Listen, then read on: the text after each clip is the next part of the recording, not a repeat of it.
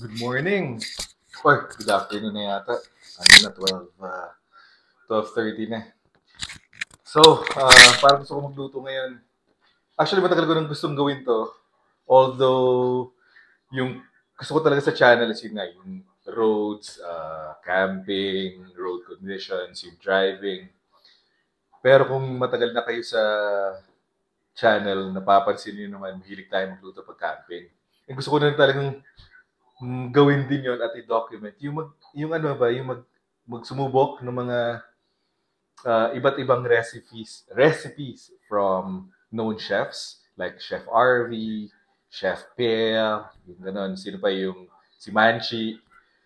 Gusto ko siya subukan at i-document yon at tingnan kung magagaya ba or machachambahan ba natin yung recipes.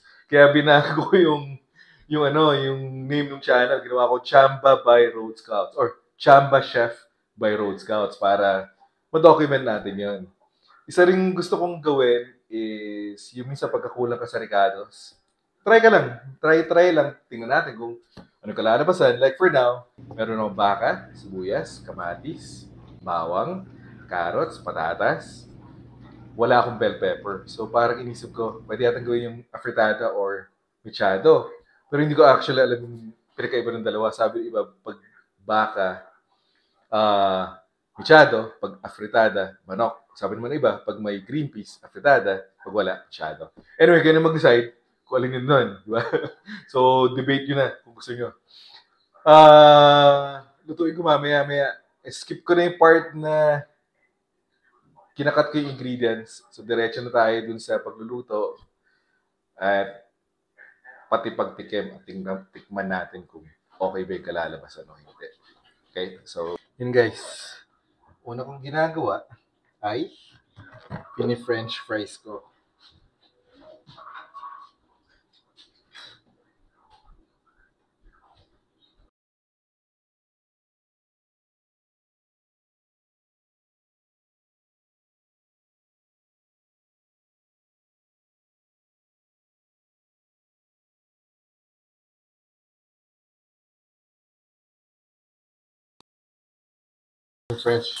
Pini-french fries ko yung patatas.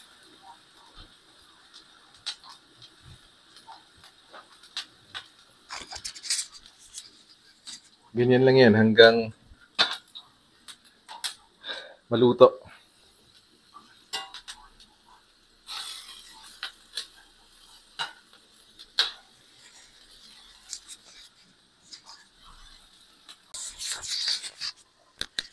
Ayan. Luto ng patatas. Yan lang sa tabi.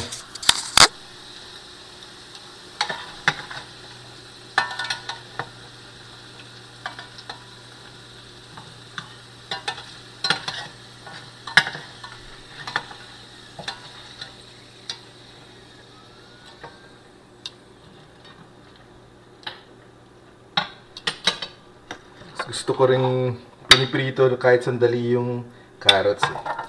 So, prituin na natin siya sandali.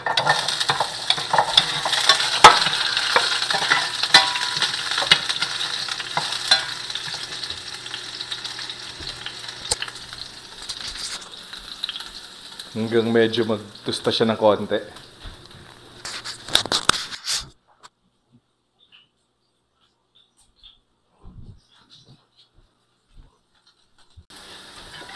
Ayan, pwede na yan. Kung napapansin nyo, di ba ang galing? Yung mantika, yellow na. Di ba? Ayan o.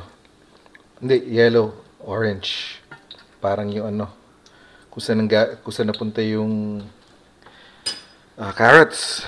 So ngayon, i-sear natin ng konti yung karne para makakuha tayo ng Maillard reaction. Sabi nga ng mga French, diba? So lalagyan ko ng konti yung lakasan ko ng konti apoy. So ang goal mo dito ay ayaw mong maluto. At the same time, gusto mong ma-brown siya.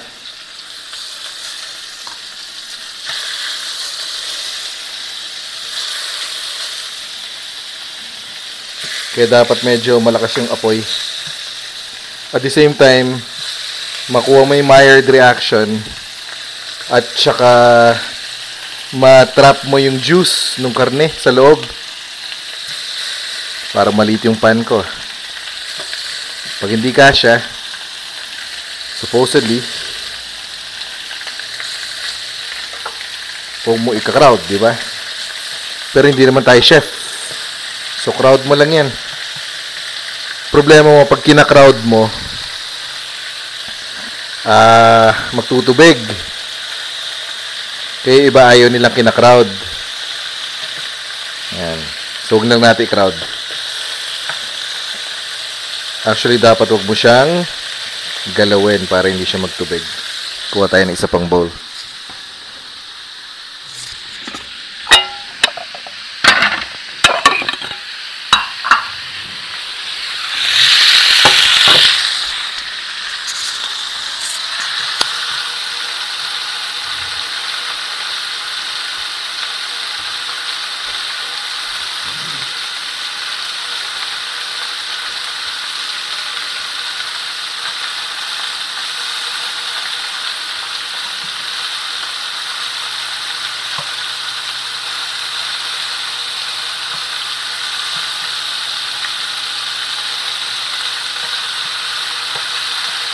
Nakamarinade ko ng toyo and garlic powder.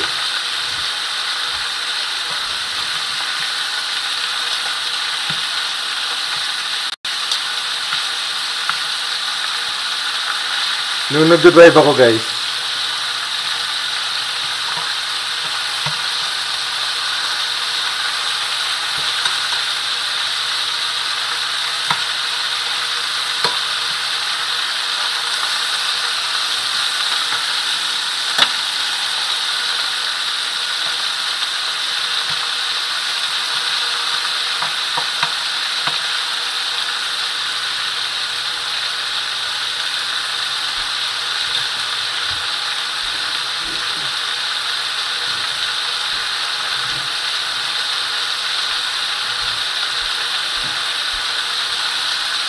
pwede na yan.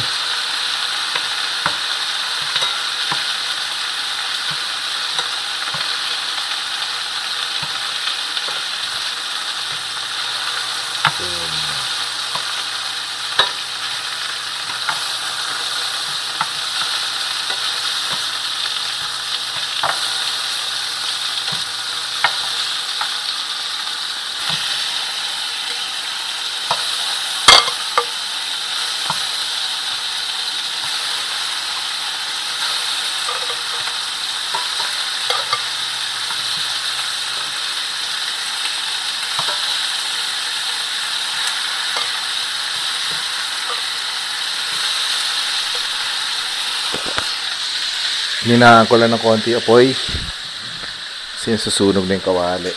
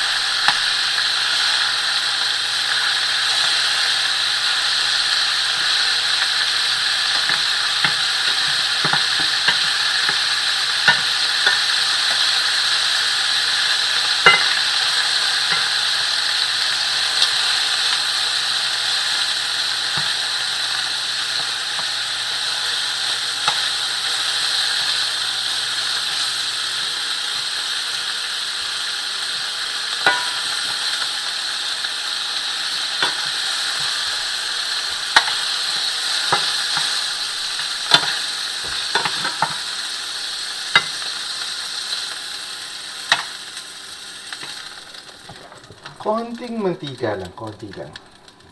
Ayan. Yung bawang. So kung napansin niyo, yung bawang hindi siya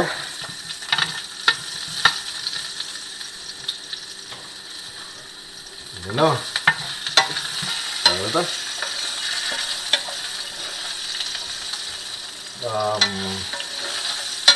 Dito siya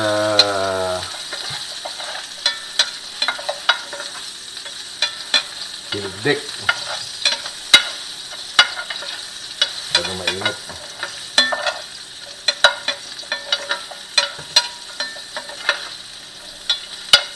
Kasi may gagawin tayo dyan.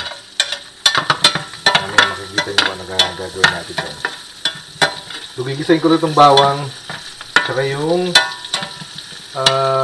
kamatis. So, lagyan na natin kamatis. Ayan.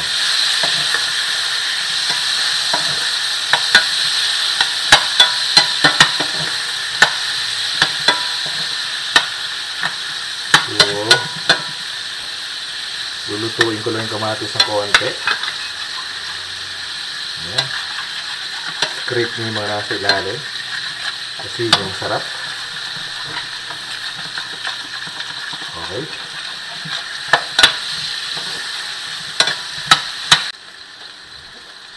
Muntik ng ma-pornade. Ano natin guys? Wala na daw storage. Ayan. Sarap yan. Yung kalay niya sunog. Hindi naman sunog yun. Part yan ng pagiging masarap. Okay. So, gawin nila yan. Lutuin nyo lang yung kamatis. Okay.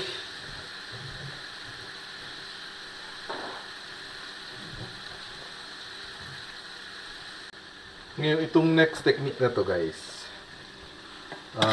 natutunan ko to sa Malaysia. So, ginagawa ng mga Malaysians yung sauce nila mismo. Na ano nila, blender yung kamatis, yung sibuyas, yung lahat, biniblender nila. Tapos, gagawin nila sauce. Kaya pag kumain ka sana yung sauce nila, hindi mo na kikita yung mga kamatis. Ito. So, lagyan natin ng konti lang mantika. Ano naman, hindi masyadong, konti lang yun, So, yun. So, sasala ko lang ito sa blender. Dali lang. Pakita ko sa inyo. Dala.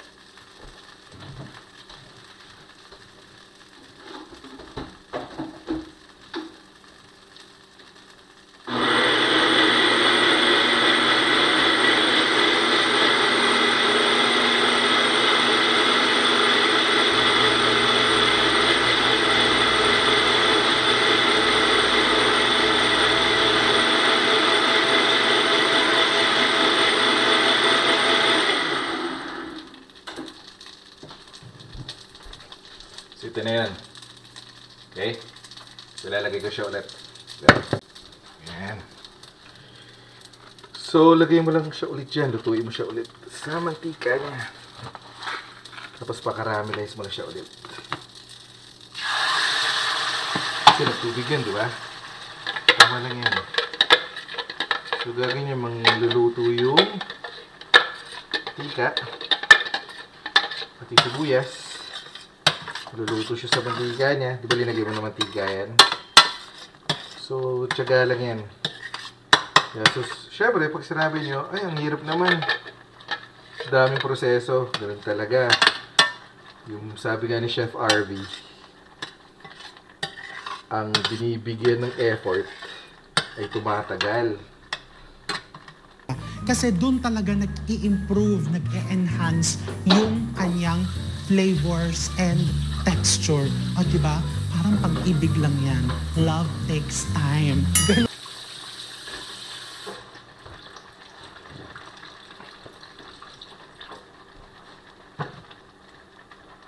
So, habang naluluto to, lagyan na natin ng paprika para ma-toast. So, simula mo na ganyan. Siguro ganyan muna. Yan, yan. Pwede na yan. Tansya-tansyahan lang tayo. Yan. Para matoast rin siya kasama ng kamatis. Hindi pa pwede ito guys. Hilaw pa yung kamatis yun eh. So kailangan yung magmantika. Mamaya makikita niyo yung texture.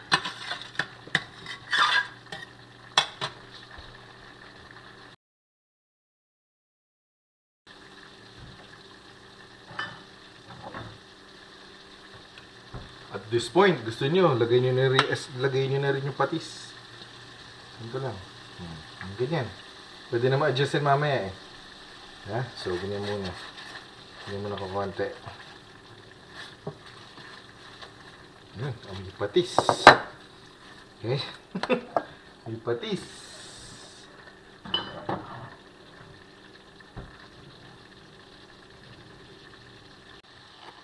Tapos siguro, konting Knorr cubes. Chicken to chicken. Ayan, chicken. Kunti pa. Ayan. Masasarap eh, pag may ganyan. Pampalasa lang. Pampabuo ng body, di ba? Nahalo ko na siya dito sa sauce. Para mamaya. Although beef yan, pwede mo rin lagyan ng beef cube. Gusto mo? Hindi pa luto yan kasi hindi pa nagmamantika eh.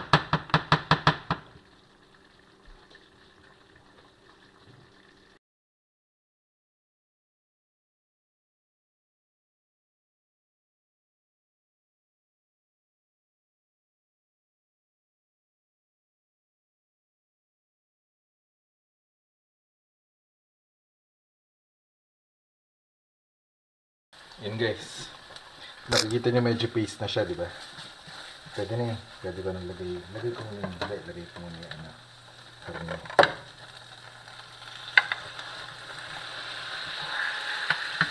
And then, yeah.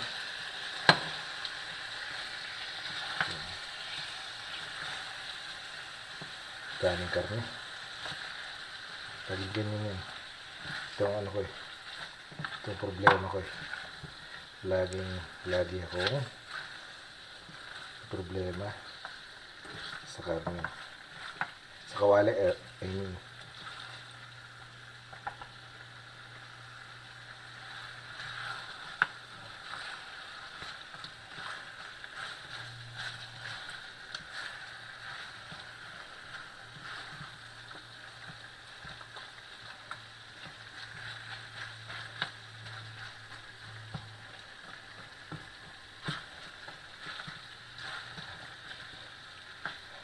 Natin konting toyo.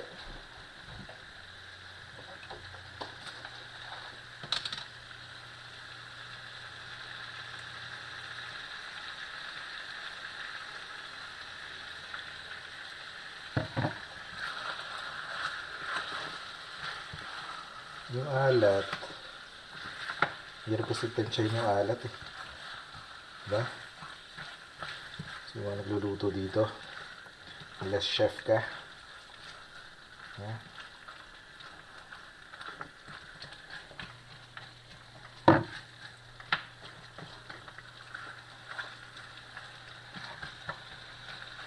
Konti pa siguro. Konti na lang.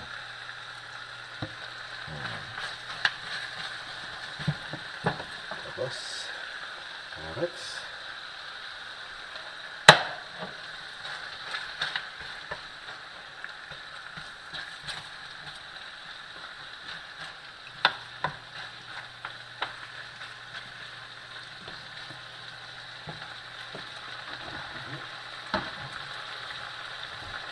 Tapos, tubig. Ito. Lagay tayo dito. Saan naman to?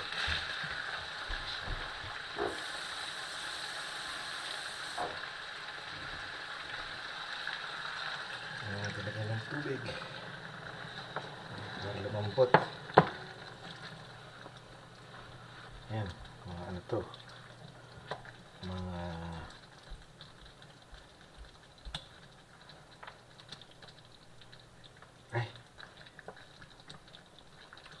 alam ko, apritada to. Pero lagyan natin sili.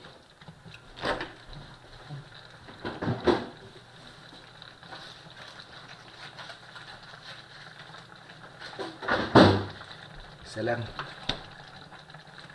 Alam ko apritada pero wala. Kailangan natin malagyan ng sili na konti. Ayan. Tapos tubig na yun.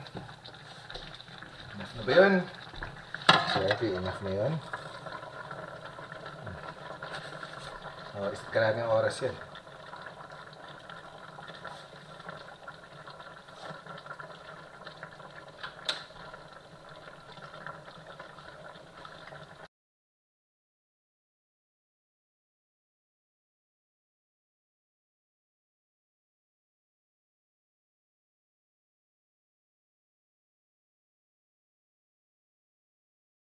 Oo nga pala, nilagyan ko na lang ng foil.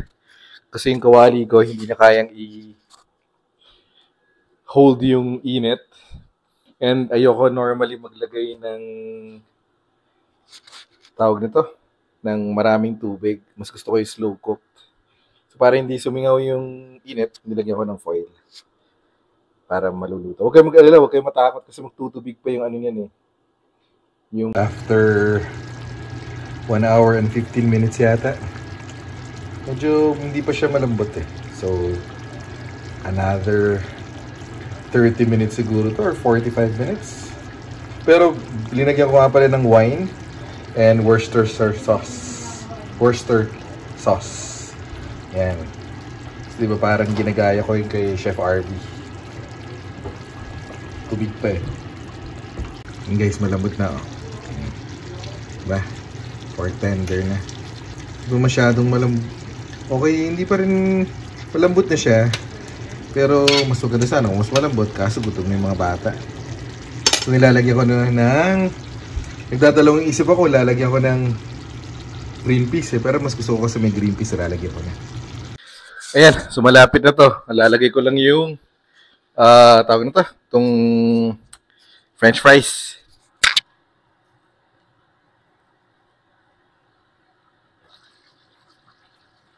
Diyan na lang muna kayo.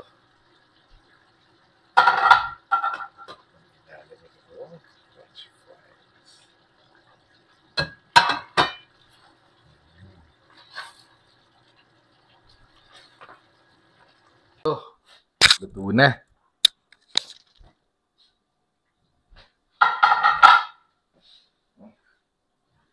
Siya.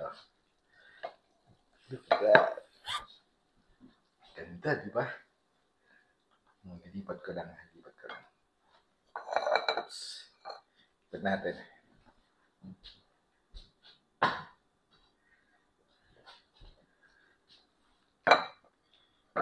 Karne muna. So yung mga bata gusto nila yung French fries. Dapat una yung karne. Karne muna. Kamaya na yung French fries.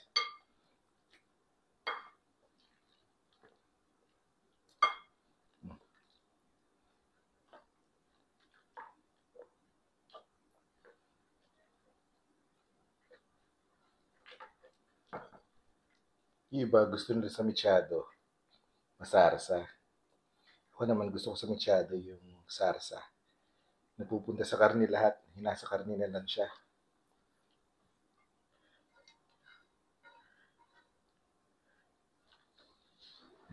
Ayoko ng masabaw. Gusto ko malapot. Yan, pagka maliit kasi maliit na rin yung ano natin eh. Ano to? Kawali. Ganda sana yan kung malaki-laki yung kawali. Nakikita mo, nagmamantika. Okay. Fortunately, yan ang mechado. Yan guys. Ang taste test. Yan. Taste test.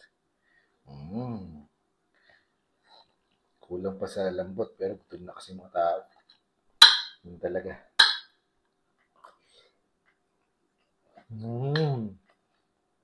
Pwede. Harap. So, pwede tayong gumawa ng mechado. or afritada na walang bell pepper at saka walang bay leaf.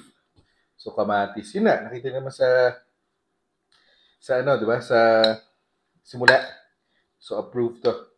So, kung wala kayong bell pepper, wala kayong bay leaf, yun nga. So, dinagdagan ko lang ng wine at saka ng Worcestershire sauce.